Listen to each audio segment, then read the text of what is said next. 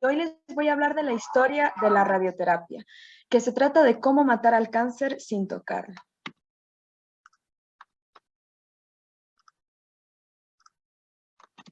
Bueno, antes de empezar, quiero que todos vean este cuadro de Picasso, que está retratando a un enfermo y a su médico que le está tomando los signos vitales y le está examinando.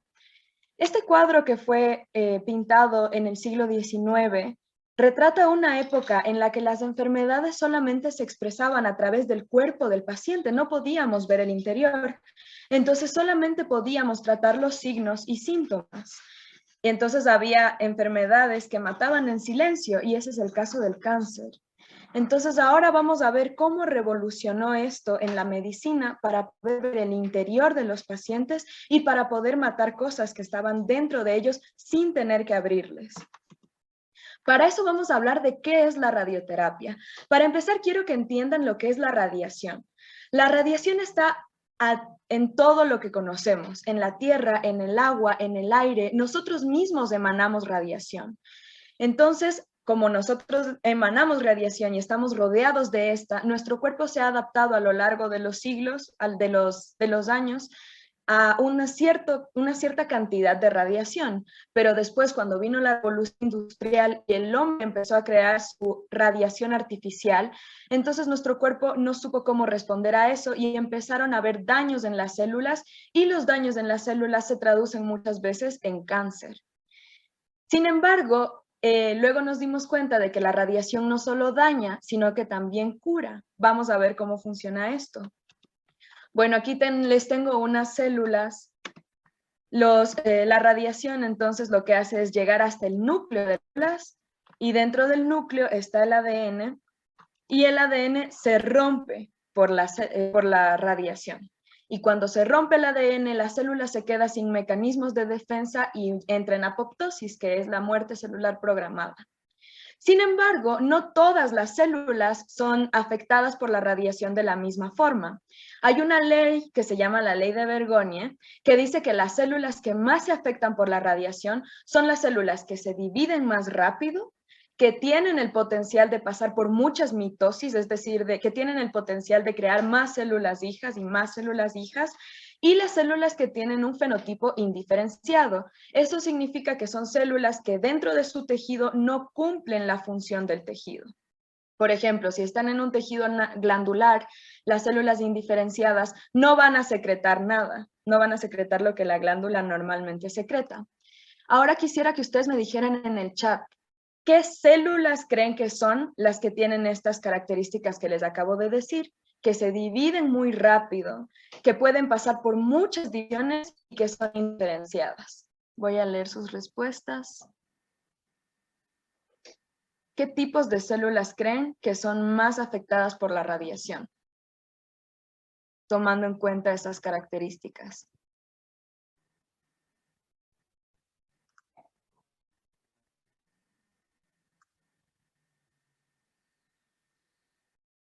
Me están diciendo células madre y no, las células madres no, porque las células madre no son indiferenciadas.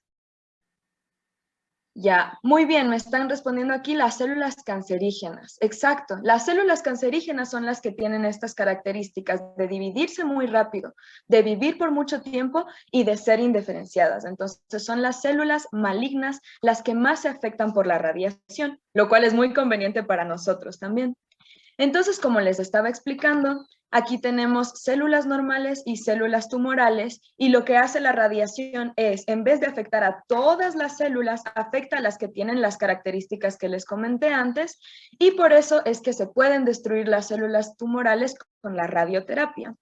Entonces, ahora actualmente la radioterapia es uno de los pilares del tratamiento del cáncer, que junto con la cirugía y la quimioterapia. A veces se combinan los tres, a veces se combinan dos de estos, a veces basta con uno solo de estos, pero bueno, lo importante es que es uno de los pilares fundamentales.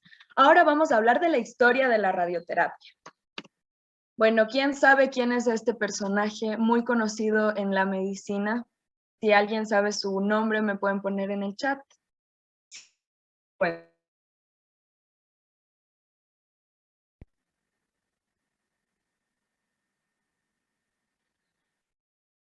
Exacto, él es Röntgen. Entonces, este personaje es Wilhelm Röntgen y él es el que descubrió los rayos X. Entonces, él era un físico alemán que estaba haciendo experimentos con un tubo de vidrio y un generador de energía que tenía un cátodo y un ánodo, y de repente se dio cuenta de que había una fuente de energía que no se podía ver, y a esa fuente de energía le llamó los rayos X. Y aquí a la izquierda pueden ver la famosa primera radiografía que seguro muchísimos de ustedes lo habrán visto, y esta es la radiografía de la mano de su esposa, y de hecho aquí está su anillo. Entonces, experimentando con con estos rayos que Wilhelm Röntgen descubrió, se dio cuenta de que los rayos atravesaban la materia de forma diferente. Por ejemplo, la carne humana es muy fácilmente atravesada por los rayos. Los rayos pasan sin rebotar en esta. En cambio, los huesos no dejan que los rayos chocan contra los huesos y regresan y generan una imagen, y por eso es que podemos ver los huesos con los rayos X. Bueno, entonces, ¿cómo descubrió los rayos X? Lo que tenemos aquí es un tubo que se llama el tubo Crookes. Entonces, aquí, como les dije, tiene un generador de voltaje con un cátodo y un ánodo, y entonces la energía al chocar contra las paredes del tubo de vidrio termina generando una radiación, que son los rayos X. Entonces vamos al siguiente personaje de esta historia, que es Emil Grube.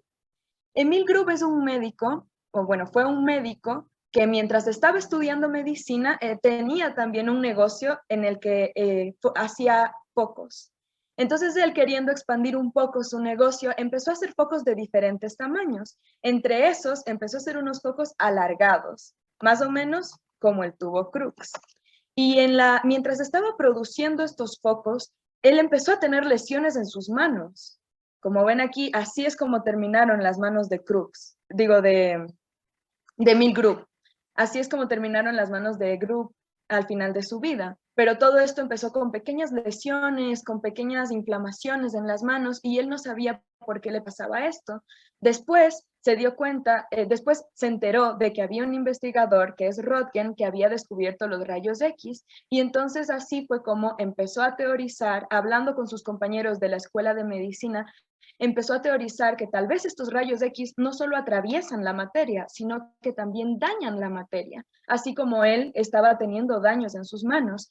Y en 1896 sacó la teoría de que si tal vez los rayos X dañan sus manos, también pueden dañar otras cosas, y si encima atraviesan la materia, pueden dañar cosas que están en profundidad.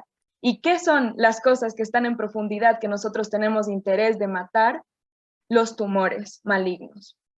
Entonces, él fue el primero en dar esa idea de que tal vez podemos tratar el cáncer con la radiación. Entonces, después de que él sacó esa hipótesis, hubo muchos investigadores que empezaron a utilizar la radiación para tratar a sus pacientes. Esta es una primera máquina, una de las primeras máquinas de radioterapia que se utilizó en 1896. Esta no solamente se utilizaba para tumores, sino también para algunas enfermedades como la tuberculosis. Pero los cánceres que se trataban eran los más superficiales, por ejemplo, los melanomas o los tumores que estaban más en superficie. Bueno, en 1918, Emil Grube por fin puso a prueba su teoría y trató a una mujer que tenía cáncer de mama, y la terapia fue un éxito. Eso fue en 1918, sin embargo, antes de 1918 también se había hecho, como les dije, había ya sacado artículos otros médicos de tratamientos de tuberculosis, de melanomas, ya se estaba empezando a usar la radioterapia para tumores del sistema nervioso central y todo. Entonces, bueno, esta fue la revolución para el tratamiento del cáncer. Sin embargo, hasta este entonces, hasta esta época, ya había varios conflictos entre médicos e investigadores. Primero, no sabían qué cantidad de radiación utilizar para cada paciente. Segundo, no podían tratar tumores que estuvieran en tejidos muy profundos. No sabían cómo llegar hasta tumores que estuvieran localizados en una gran profundidad. No había suficiente intensidad.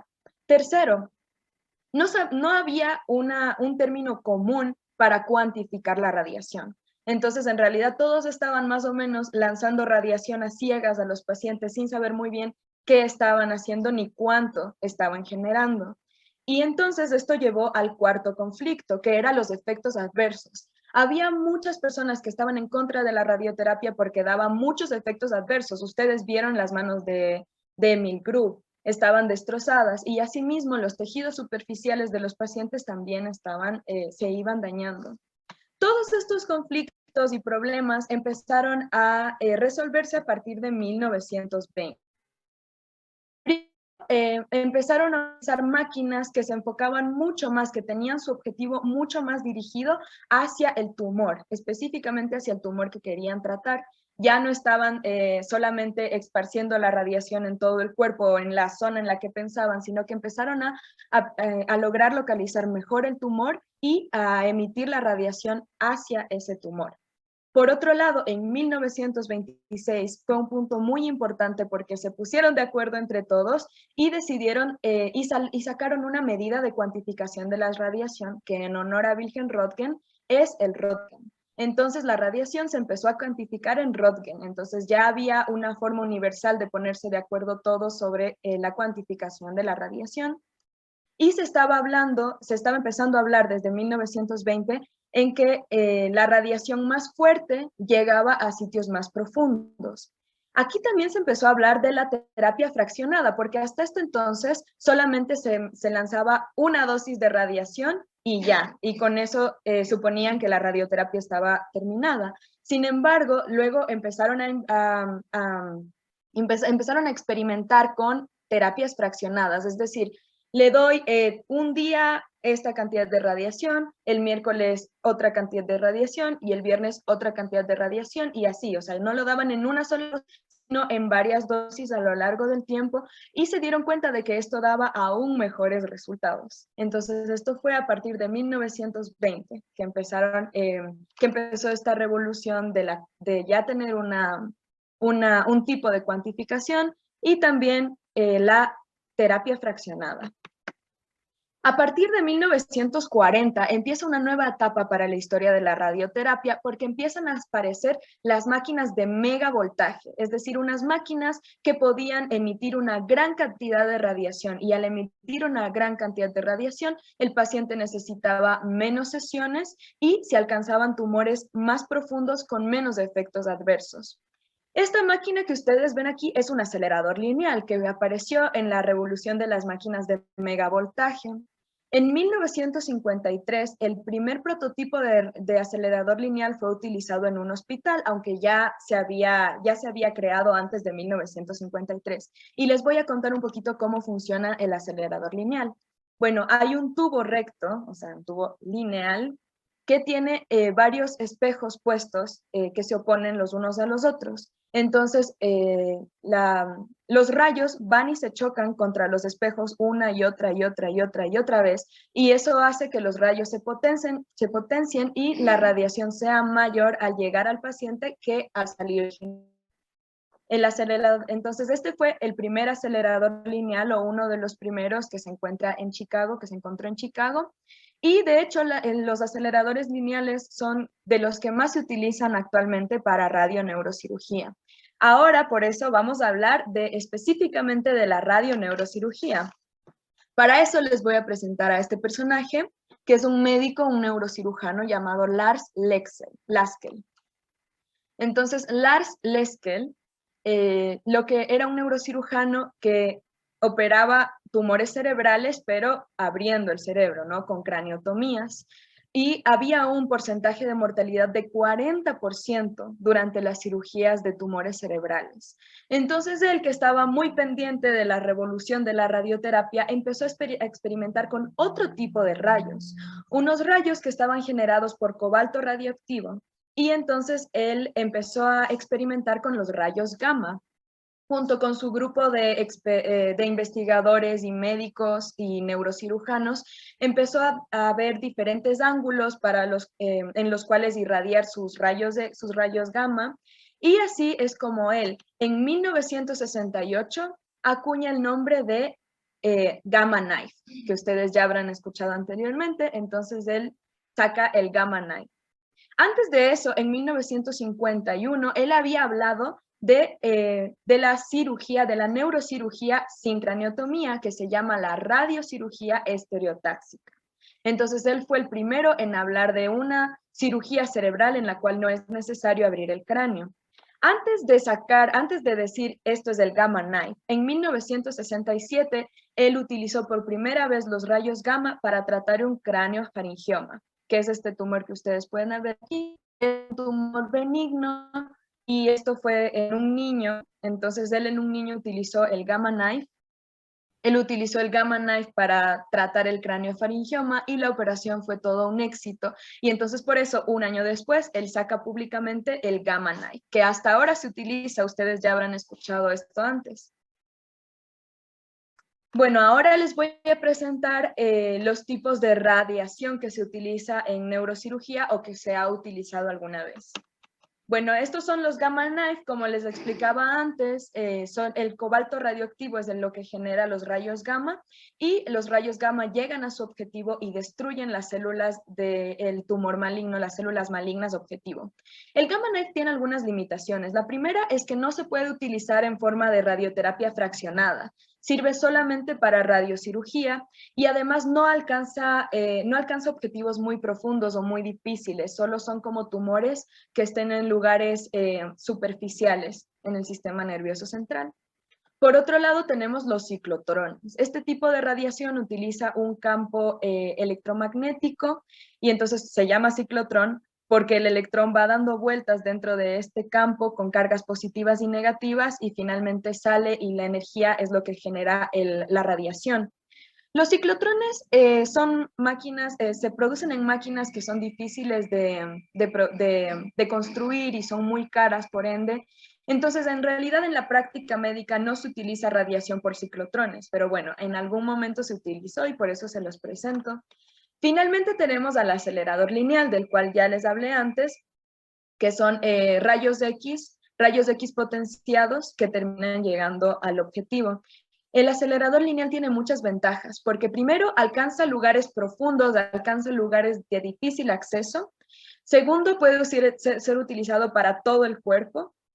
Tercero, puede destruir tumores que miden desde pocos milímetros hasta varios centímetros. Entonces es muy versátil para la radioterapia. El CyberKnife es un tipo de acelerador lineal que tiene un brazo robótico para que vean que se puede ir aún más allá del acelerador lineal, que ya era bastante versátil, con un brazo robótico que alcance lugares aún más difíciles.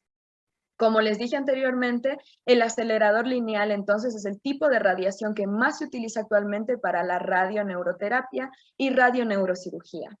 Para terminar, voy a hablarles un poquito de los nuevos horizontes de todo esto, de lo que les he contado hoy. Y entonces aquí tenemos una máquina que es de las últimas que han salido en el mercado, que es un TrueBeam generado por la empresa Varian. El TrueBeam es una máquina que hace los cálculos, encuentra los tumores, le muestra al cirujano por imagen, calcula la cantidad de radiación, genera la cantidad de radiación específica. Entonces es lo que ha facilitado muchísimo la radioterapia. El TrueBeam tiene varias funciones. Sirve para cirugía estereotáxica, no solo del sistema nervioso central, sino del cuerpo completo. El TrueBeam también sirve tiene funciones para modular el volumen y la intensidad de la radiación.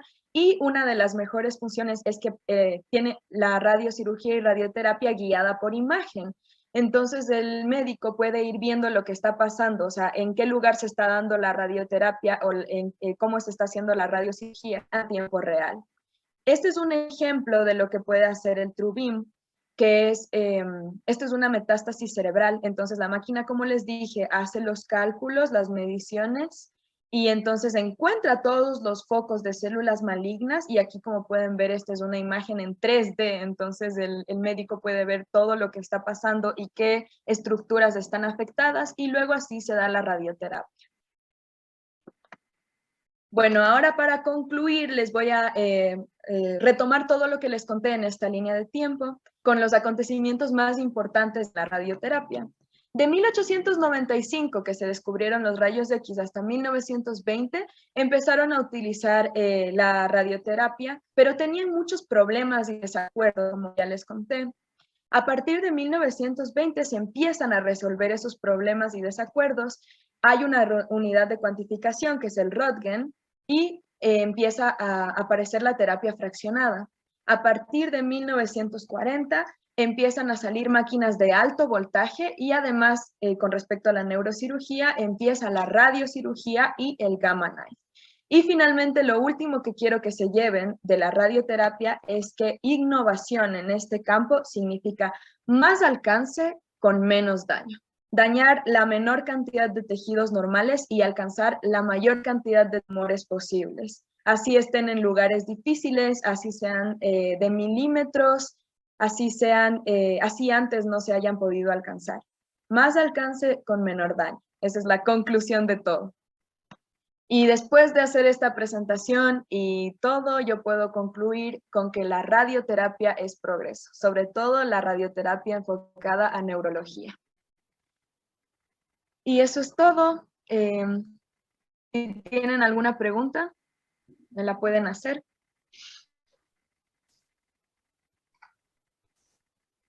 Perfecto, Pamela, muchísimas gracias por tu aporte. En este caso, efectivamente, sí tenemos algunas preguntas, las cuales nos ha enviado nuestro público. La primera pregunta nos indica lo siguiente. ¿Para qué es útil la terapia fraccionada? ¿Se sigue usando hoy en día? Sí, la terapia fraccionada de hecho es la única forma, o sea, la forma más utilizada de radioterapia hoy en día y sirve para que los pacientes no tengan que recibir una dosis tan grande de radiación en cada sesión, sino que puedan ir recibiendo dosis más pequeñas de radiación, pero varias veces. Y esto hace que los efectos sean acumulativos sobre el daño al tumor. Entonces, sí, es súper útil la terapia fraccionada y da menos efectos adversos. Perfecto. Tenemos nuestra segunda pregunta, la cual nos dice, ¿los pacientes que tienen radiocirugía sienten dolor?